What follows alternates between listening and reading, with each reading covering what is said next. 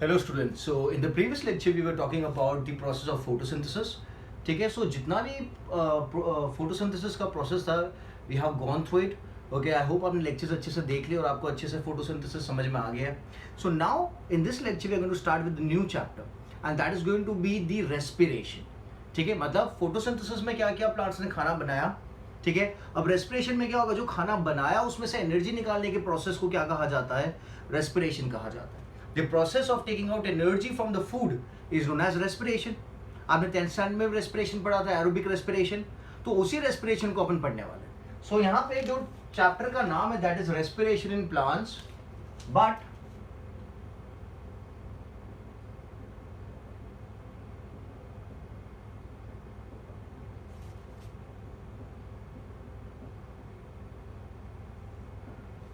it is the same process for the animals as well. तो मैं यहाँ पे प्लांट्स और एनिमल्स कर देता हूँ. ठीक है, क्यों, जो जिस तरीके से प्लांट में रेस्पिरेशन होगा उसी तरीके से एनिमल्स में भी रेस्पिरेशन होने वाला है. भले नाम दे रखा है कि respiration in plants, but it is the same way the respiration, the process of taking out energy from the food takes place. ठीक है, in the plants also, in the animals also. Energy is very important. Energy पता है ना, हर एक activity, biological activity आपकी body के अंदर जो होती है that is dependent on the energy. And where to get the energy from, we get the energy from the food wait. Done. So now apart from food, one more thing that is very important for the energy, that is oxygen. आप दो चीजें consume कर रहे हो, एक तो आप खाना कंज्यूम करते हो, दूसरा आप ब्रीथ करते हो. आप जब ब्रीथ करते हो तो आप ऑक्सीजन को अंदर लेते हो, तो ये ऑक्सीजन भी हेल्प करता है एनर्जी निकालने के लिए. किसमें से? फूड में से. So let's put it as breakdown of food in the cell to release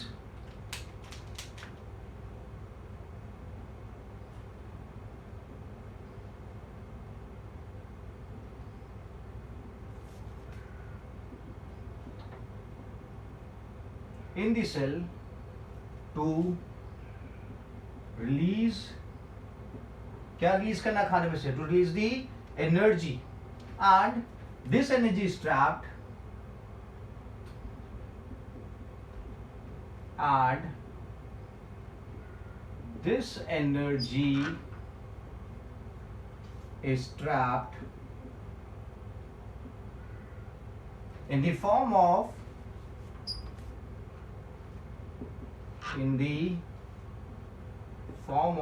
the energy currency. अपनी बॉडी के लिए एनर्जी करेंसी क्या है? ATP. ठीक है, so it is stored in the form of ATP, that is adenosine triphosphate. ठीक है, so break down of food in the cell. Every cell requires energy to function, है ना? So that energy is provided by the food. Okay, and the process of taking out energy from the food is going to be termed as respiration. ठीक है, और as it is happening inside the cell, ये cell के अंदर होगा, every cell is going to perform it. So we are going to term it as cellular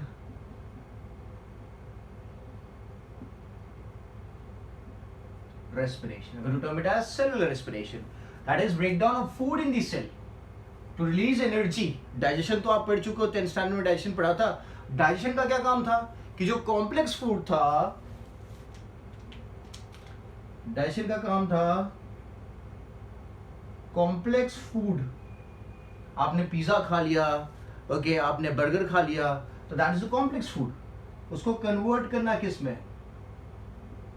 into simple food. ठीक है, सो ये काम किसका था? This was the process of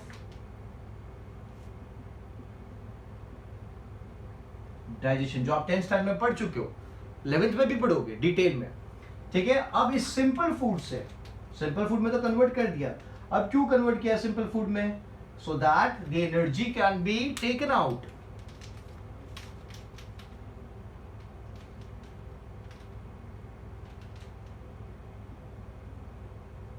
That is release of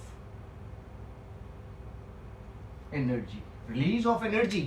That is going to be termed as the process of respiration. ठीक है, simple energy समझ में आ गया. सो डाइजेशन के बाद एनर्जी निकाली जाएगी और सेल के अंदर प्रोसेस होगा, इसलिए इसे कहा जाएगा cellular respiration. As well as the process requires oxygen. अगर मैं यूकैरियोटिक सेल्स की बात करता हूँ, अपने सेल्स की बात करता हूँ, हायर एनिमल के सेल्स की बात करता हूँ, हायर प्लांट्स के सेल्स की बात करता हूँ, तो इस प्रोसेस में ऑक्सीजन भी रिक्वायर्ड होता है। तो breakdown of food in the cell, मैं एक और टर्म यहाँ पे ऐड कर दूंगा, with the help of oxygen to release energy. यहाँ पे मैं ऐड करता हूं, ओके चलता है, in the cell to release energy. ठीक है, सिंपल एंड इजी। नाउ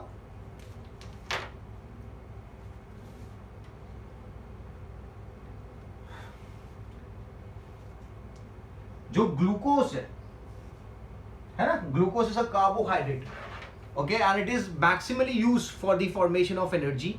तो जो ग्लूकोज है, उस ग्लूकोज का डिटेलिंग नेक्स्ट लेक्चर में देखेंगे। ब्रेकडाउन किया जाता है into two molecules, that is two molecules of pyruvic acid, into two molecules of pyruvic acid. ठीक है, ये जो स्टेप है ग्लूकोज से पायरुविक एसिड बनने वाला जो स्टेप है, इस स्टेप का नाम है ग्लाइकोलाइसिस। क्या नाम है इस स्टेप का? The step is known as glycolysis. ठीक है, and this step is the common step for every organism. हर एक ऑर्गेनिज्म के सेल में ये वाला स्टेप तो होने ही वाला है। It's the common step for every cell, okay, whether it's a prokaryotic cell or a eukaryotic cell. ठीक है, तो यहां पे मैं मेंशन भी कर देता हूं, common step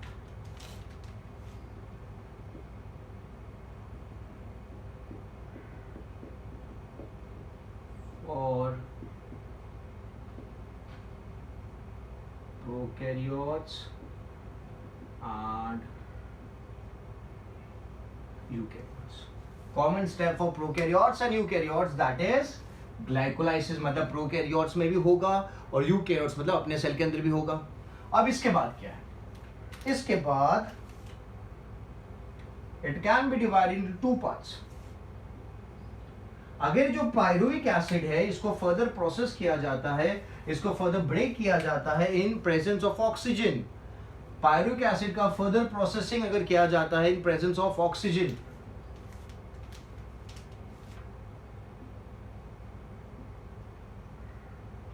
oxygen use for the further process of pyruvic acid, the products that are going to be obtained are going to be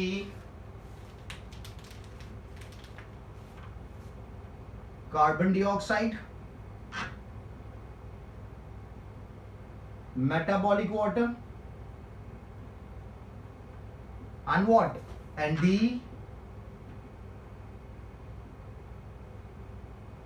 energy। ठीक है, जब पायरुविक एसिड का फर्दर प्रोसेसिंग किया जाएगा, जब पायरुविक एसिड का फर्दर प्रोसेसिंग किया जाएगा, तो जो पायरुविक एसिड है उसको ऑक्सीजन की मदद में अगर प्रोसेसिंग किया जाता है, ऑक्सीजन की प्रेजेंस में उसका ब्रेकडाउन किया जाता है, तो जो कंपाउंड मिलेंगे वो मिलेगा कार्बन डाइऑक्साइड। इस कार्बन डाइऑक्साइड को क्या कर दिया जाता है? We exhale it. When you inhale you intake the oxygen. आप ऑक्सीजन इनहेल करते हो और जब आप एक्सेल करते हो तो आप CO2 को बाहर निकालते हो। तो ये CO2 कौन सा CO2 है? ये CO2 is the product of cellular respiration. ये CO2 आपके फूड से आता है। आप CO2 ब्रीथ नहीं कर रहे हो। ये CO2 कहां से आ रहा है? ये CO2 कब बना? जब आपने पायरुविक एसिड ग्लूकोज का फर्दर ब्रेकडाउन किया, तब जाके बना CO2। तो इस CO2 को आपकी बॉडी क्या कर देगी? एक्सेल कर देगी। ठीक है, now if oxygen is not used in the lower organism, in the prokaryotes, oxygen is not used, oxygen is not used, तो उस केस में we can further divide it into two,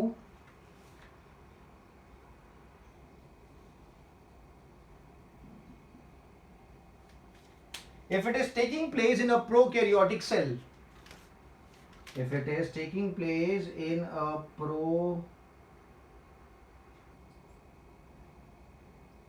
cell, the products are going to be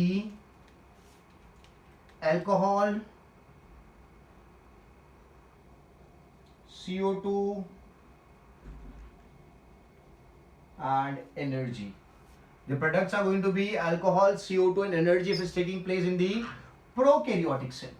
But if it is taking place, the whole process of respiration is taking place in the eukaryotic cell as well. Okay.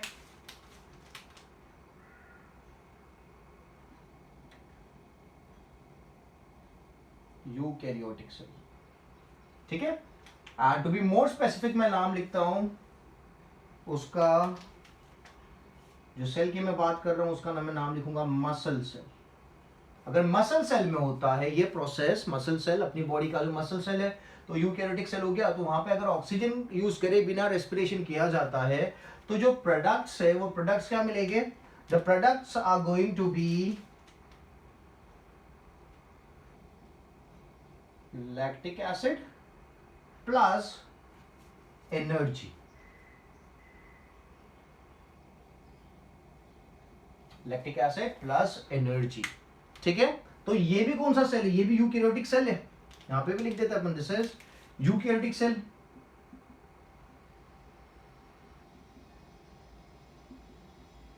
ठीक है. तो ये eukaryotic cell है. अगर इसमें oxygen use किया जाएगा और रेस्पिरेशन किया जाएगा तो CO2 metabolic water energy produce की जाएगी. बट ये सेम चीज अगर यूकैरियोटिक सेल में की जाती है without the presence of oxygen, oxygen is not used, तो उस केस में what do we get? We get lactic acid and energy. यहाँ पे I am talking about what cell? Muscle cell.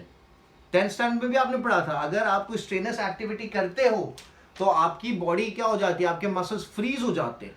क्यों फ्रीज हो जाते हैं? क्योंकि आपकी बॉडी में लैक्टिक एसिड का प्रोडक्शन होता है. अगर आप पुलअप्स कर रहे हो, आप 5 पुलअप्स करते हो और 5 पुलअप्स के बाद आपको ऐसा लगेगा कि आपके मसल्स बहुत पेन हो रहे हैं. आप चल रहे हो और चलने के बाद काफी टाइम के बाद आपको लगेगा कि आप नहीं चल पाओगे, साइकिलिंग नहीं कर पाओगे. You feel like your muscles have gone freeze, they have freeze. तो उस केस में क्या है? उस केस में एक्चुअली आपकी बॉडी में, आपके मसल्स में लैक्टिक एसिड का प्रोडक्शन हुआ है. ठीक है. आप थोड़ी सी देर आराम करो, 10-15 मिनट आराम करो तो लैक्टिक एसिड क्या हो जाएगा? डिग्रेड हो जाएगा. लैक्टिक एसिड डिग्रेड हो जाएगा और फिर से you can continue the activity. ठीक है. Simple and easy. समझ में आ गया? तो ये जो प्रोसेस है जहां पे ऑक्सीजन यूज नहीं किया जाता है, इस यहां पे एक और term we can use, that is fermentation. मैं यहां पे एक और टर्म यूज कर सकता हूं, फर्मेंटेशन. उस प्रोसेस को फर्मेंटेशन भी कहा जाता है. Process known as fermentation. ठीक है. तो अगर ऑक्सीजन यूज करेंगे तो मिलेगा CO2 मेटाबॉलिक वाटर एनर्जी, और अगर ऑक्सीजन यूज नहीं करेंगे अपने सेल्स तो क्या मिलेगा? Lactic acid and energy. और यहाँ पे जो एनर्जी का अमाउंट है ये भी मैं बता देता हूं, ये काफी कम होता है. यहाँ पे एनर्जी का अमाउंट काफी कम है और यहाँ पे एनर्जी का अमाउंट काफी ज्यादा है. This is the main difference. जब ऑक्सीजन यूज में नहीं आएगा तो एनर्जी जो बनेगी वो काफी कम अमाउंट ऑफ एनर्जी बनेगी. अब प्रोकैरियोट्स की बात करता हूं तो प्रोकैरियोट्स में आप बैक्टीरिया ले सकते हो. तो बैक्टीरिया तो काफी ज्यादा छोटे होते हैं, माइक्रोस्कोपिक होते हैं, यूनिसेल्युलर होते हैं, तो उनको तो इतनी ज्यादा एनर्जी की रिक्वायरमेंट भी नहीं है. सो अगर उनको थोड़ा सा एटीपी मिलेगा तो भी उनके लिए तो बहुत है.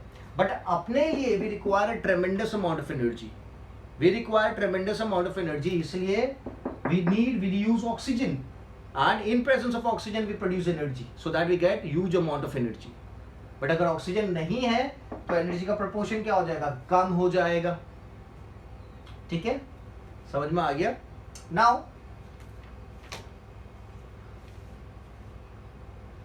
सो ग्लाइकोलाइसिस वाला जो प्रोसेस था वहां पे ऑक्सीजन यूज नहीं होता है और ये प्रोसेस कॉमन है. किसके लिए? प्रोकैरियोटिक सेल के लिए भी और यूकैरियोटिक सेल के लिए भी.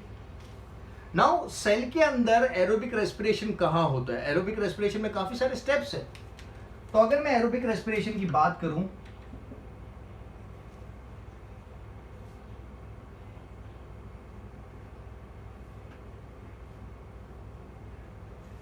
सो it is performed in 3 steps.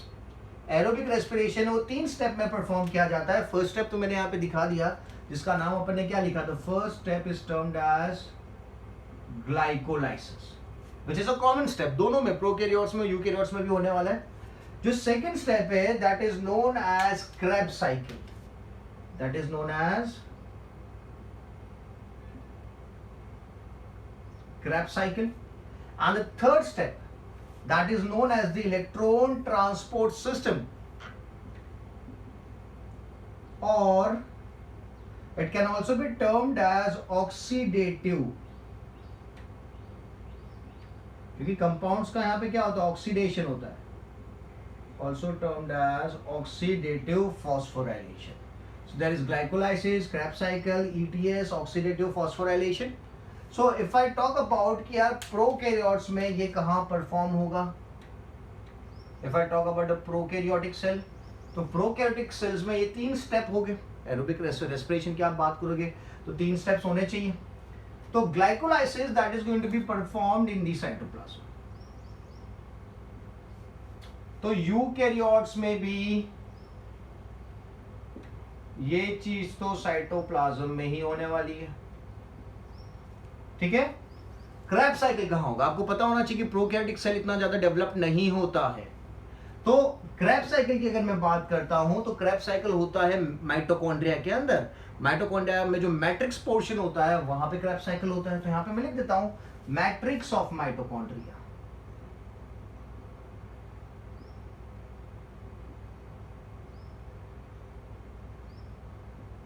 Matrix of mitochondria. ठीक है. और जो इलेक्ट्रॉन ट्रांसपोर्ट सिस्टम होता है it takes place in the membrane of mitochondria, inner membrane of mitochondria, inner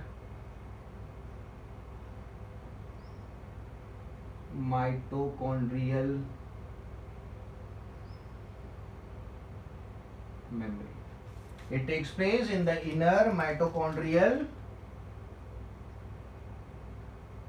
membrane. ठीक है. बट आपको तो पता है कि प्रोकैरियोट्स के पास तो माइटोकॉन्ड्रिया है ही नहीं. तो यार ये दोनों प्रोसेसेस फिर कहां पे होंगे. तो क्रेब्स साइकिल जो है in case of prokaryotes take place in the cytoplasm. Cytoplasm में ही होगा. और जो ईटीएस है या फिर ऑक्सीडेटिव फॉस्फोराइलेशन है it takes place in the plasma membrane और it takes place in the cell membrane, या फिर सेम ही चीज है. You can also term it as plasma membrane भी बोल सकते हैं. ठीक है. Because electron transport system is supposed to take place in the membrane. तो यहाँ पे माइटोकॉन्ड्रिया है यूकैरियोट्स के अंदर, इसीलिए ETS is taking place in the mitochondrial membrane, but as the mitochondria is absent in the prokaryotic cell, ये आपको पता होना चाहिए.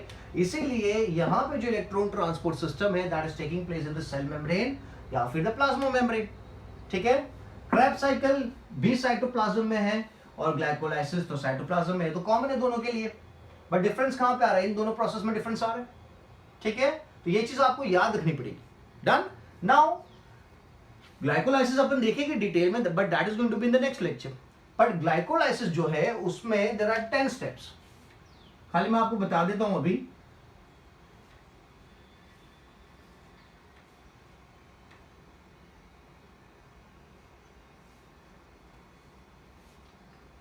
Glycolysis consists of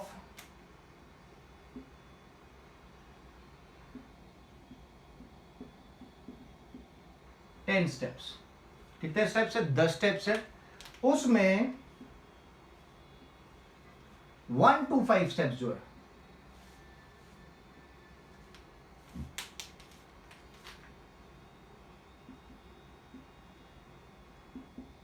1 to 5 steps जो है उनमें एनर्जी इज यूज्ड. अभी तो मैं बोल रहा था कि यार एनर्जी निकालेगा रेस्पिरेशन में, बट यहां पे तो एनर्जी यूज हो रही है.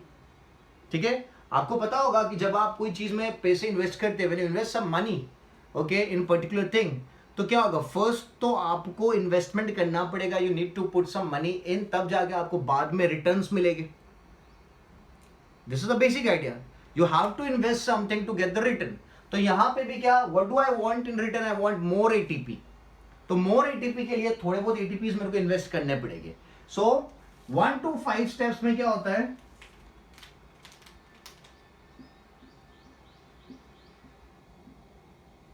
ATP is used. ATP is used. इसीलिए ये जो फेज है 1 to 5 स्टेप्स का, that is known as investment phase. क्या कहा जाता है इसे? इन्वेस्टमेंट फेज कहा जाता है, क्योंकि यहाँ पे इन्वेस्टमेंट किया जा रहा है, यहाँ पे एटीपी को यूज किया जा रहा है, ठीक है। या फिर we can also use term it as energy consuming phase, energy consuming phase भी बोल सकते हैं। 1 to 5 स्टेप्स। जो बाकी के 6 to 10 स्टेप्स है,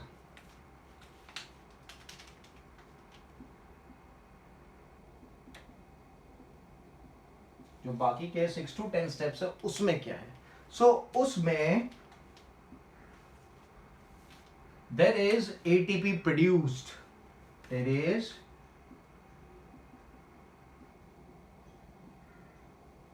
ATP produced, ठीक है, and it is known as the payoff phase, it is known as the payoff phase या फिर energy conserving phase, energy conserving phase, ठीक है। This is an overview, detailing next lecture में देखिए, clear है। सो जो ग्लाइकोलाइसिस है, which is a common step for the prokaryotes and the eukaryotes, it consist of 10 steps. Out of the 10, first 5 steps include what? Use of ATP, while the rest 5 steps include production of ATP, ठीक है। Now जैसे मैंने यहां पे बताया कि यार glucose is a carbohydrate, glucose is a carbohydrate, so it is not always that glucose is going to be used.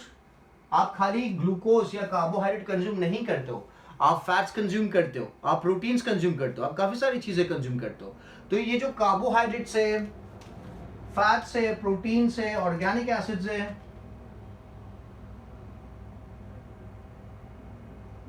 carbohydrates, fats, proteins, organic acid, okay, ये सब जो चीजें हैं, these are termed as the substrate, okay, because they are going to be used for the production of energy, so they are termed as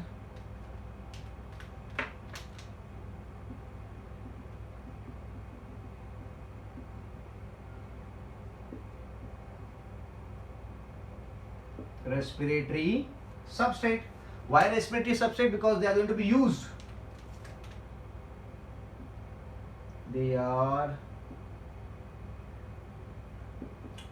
going to be used for production of energy. They are going to be used for the production of energy. क्या क्या चीजें? Carbohydrates मतलब मैंने जो भी बात करी glucose की, फैट्स है, आप जो फैट्स कंज्यूम करते हो, बटर, ऑयल, ये सब, प्रोटीन्स जो आप नॉन वेजिटेरियन फूड है या फिर दाल कंज्यूम करते हो वो, and organic acids. So this is all going to help in the production of energy. They all would undergo the process of aerobic respiration, ठीक है। नाउ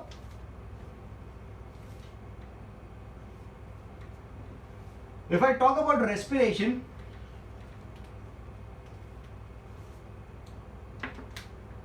अगर रेस्पिरेशन की बात करें, so respiration can be divided into two. One is the floating respiration, one is floating respiration,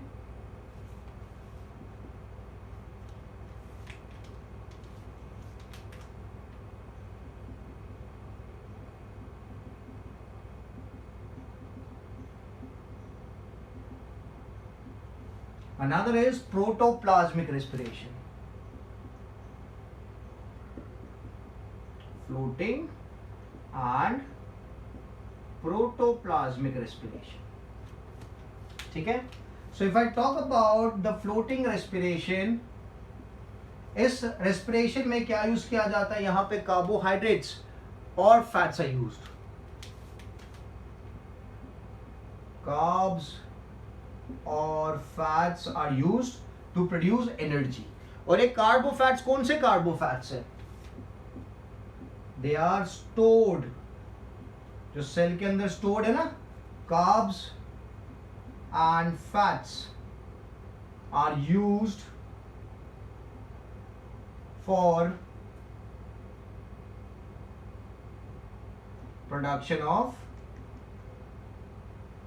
energy, that is reserve food, जो खाना store करके रखा हो, रिजर्व फूड बोल सकते हो आप, ठीक है।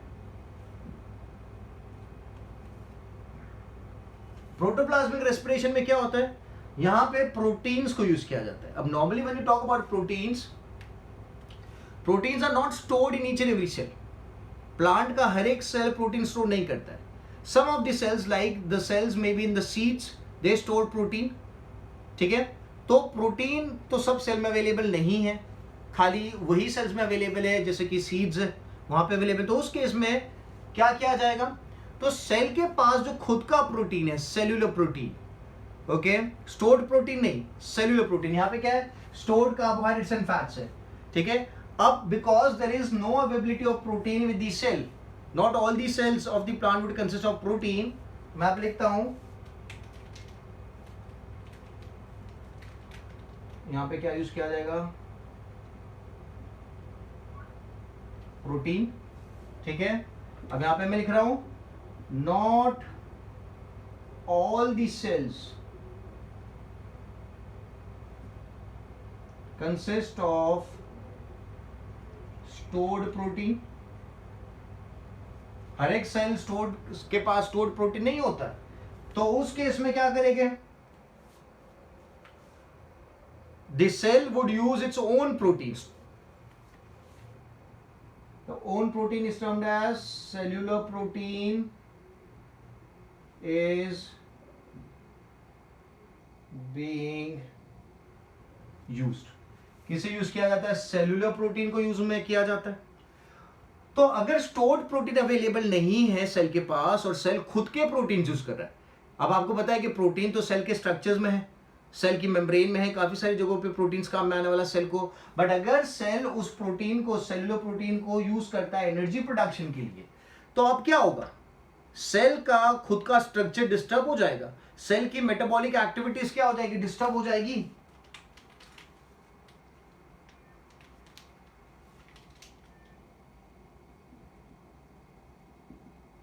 Metabolic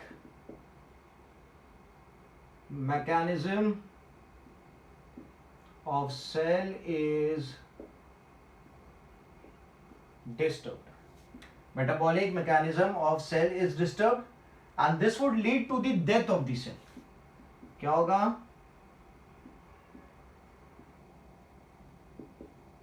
death of the cell हो जाएगी, ठीक है। जब सेल खुद का प्रोटीन यूज करेगा, खुद का सेल्यूलर प्रोटीन यूज करेगा, तब क्या होगा, सेल खुद डिस्टर्ब हो जाएगा, उसके स्ट्रक्चर्स डिस्टर्ब हो जाएगा, उसकी मेटाबॉलिक एक्टिविटीज डिस्टर्ब हो जाएगी और उससे क्या हो जाएगी, सेल की डेथ हो जाएगी। बट अगर सेल स्टोर्ड प्रोटीन यूज कर रहा है, जो प्रोटीन सेल ने अगर जमा करके रखा होता, स्टोर करके, तो ये चीज नहीं होती। But as it is using its protein which is not stored, खुद के स्ट्रक्चर्स में से यूज कर रहा है, so this is going to cause a problem, ठीक है। अब प्रोटीन का जब ब्रेकडाउन होता है ना, तो जो प्रोटीन का ब्रेकडाउन का नाम क्या है, that is going to be termed as deamination of protein. यहां मैं लिखता हूं, डीएमिनेशन ऑफ प्रोटीन। क्या होता है, deamination of protein, okay, which would lead to the formation of, leads to formation of toxic waste, okay, it leads to the formation of toxic waste. जब भी protein का ब्रेकडाउन किया जाएगा, आप जो प्रोटीन कंज्यूम कर रहे हो उस प्रोटीन का ब्रेकडाउन किया जाएगा, तो जो प्रोसेस है ब्रेकडाउन ऑफ प्रोटीन का, that is known as deamination of proteins and this would always lead to the formation of toxic waste. This is going to lead to the formation of toxic waste or toxic substances that has to be taken out from the body, and that is going to be with the help of urination. आप जो urinate करोगे उसके अंदर toxic waste आएगा, which is the outcome of what, which is the outcome of cellular waste, ठीक है ना। Digestion जो किया, डाइजेशन का जो प्रोसेस किया, उस डाइजेशन के प्रोसेस में जो भी वेस्ट बनता है that is excreted out, okay, that is the potty आप बोल सकते हो, ओके। और जो यूरिन है, तो यूरिन क्या है, urine is the waste which is produced by cellular respiration. जब सेलुलर रेस्पिरेशन होगा और जो वेस्ट बनेगा that waste is going to be termed as urine, और जब डाइजेशन होगा और जो वेस्ट बनेगा that waste is going to be the excreta or the potty. ठीक है, सो टू टाइप्स, दो वेस्ट आपकी बॉडी में से रिलीज हो रहे हैं। डन। सो जो होल प्रोसेस है रेस्पिरेशन का, या जो पूरा चैप्टर अपन देखेंगे रेस्पिरेशन का, the chapter deals with the steps in which through which the energy is going to be produce. कौन से 3 स्टेप्स होने वाले? First is going to be glycolysis, जो अपन नेक्स्ट लेक्चर में देखेंगे। Second is going to be the Krebs, I'm sorry, yes, the second step is going to be the Krebs cycle. आपने Calvin cycle आगे पढ़ी थी, किस में पढ़ी थी? Krebs साइकिल अभी पढ़ोगे। केल्विन साइकिल आपने किस में पढ़ी थी? We did talk about it in the chapter photosynthesis. Okay, यहाँ पे जो आप साइकिल पढ़ोगे that is going to be termed as the Krebs cycle, obviously on the name of the scientist. ठीक है, और जो लास्ट स्टेप आप देखोगे that is going to be electron transport system. Electron transport system आपने photosynthesis में भी देखा है। ठीक है, वहां पे आपने इलेक्ट्रॉन ट्रांसपोर्ट सिस्टम कहां देखा? आपने उसको देखा था क्लोरोप्लास्ट के अंदर, बट यहां पे आप इलेक्ट्रॉन ट्रांसपोर्ट सिस्टम कहां देखोगे? That is occurring in the membrane of the mitochondria. ठीक है, तो ये जो मैंने आज बातें करी लेक्चर में, एकदम बेसिक बातें करी है। ओके, नेक्स्ट लेक्चर से जो डिटेलिंग है वो चालू हो जाएगी। तो मेक श्योर ये जो बेसिक बातें मैंने आज करी उसको आप ध्यान से सुनो, ध्यान से इसकी नोट्स बनाओ और मुझे व्हाट्सएप करो। सो नेक्स्ट लेक्चर में आप क्या पढ़ोगे? ग्लाइकोलाइसिस पढ़ोगे। ठीक है, और जितने भी लेक्चर मैं रखूंगा 1 by 1 एक एक स्टेप के रखूंगा। ग्लाइकोलाइसिस का लेक्चर आएगा, फिर उसके बाद कौन सा लेक्चर आएगा? Krebs साइकिल आएगा, फिर उसके बाद क्या आएगा? इलेक्ट्रॉन ट्रांसपोर्ट सिस्टम आएगा। So you will be getting enough of time कि एक लेक्चर आया उसको अच्छे से प्रिपेयर करो, फिर जाके दूसरे लेक्चर को प्रिपेयर करो। ऐसा नहीं कि आपने एक लेक्चर स्किप कर दिया, दूसरा लेक्चर चालू कर दिया, तीसरा कर दिया। नो, यहाँ पे फोटोसिंथेसिस में भी और रेस्पिरेशन में भी जो चैप्टर्स है, जो टॉपिक्स है, they are inter related, they are linked. तो अगर आप एक टॉपिक स्किप कर दोगे तो बाकी के लेक्चर्स आपको समझ में नहीं आएंगे। ठीक है, so make sure you follow the pattern, you follow the order, और आप लेक्चर्स को देखो। And yes, this lectures are very very important. काफी इंपॉर्टेंट लेक्चर्स है, क्योंकि नीट में, कॉम्पिटिटिव एग्जाम्स में काफी सारे क्वेश्चंस पूछे जाएंगे इनमें से। सो make sure you read them, you watch the lectures properly. ठीक है, if any doubts drop me a message, और नोट्स बनाने के बाद आप मुझे व्हाट्सएप कर देना। ठीक है, सो आज के लेक्चर में I will keep this much. In the next lecture will move ahead and talk about more details. ठीक है, चलो बाय बाय।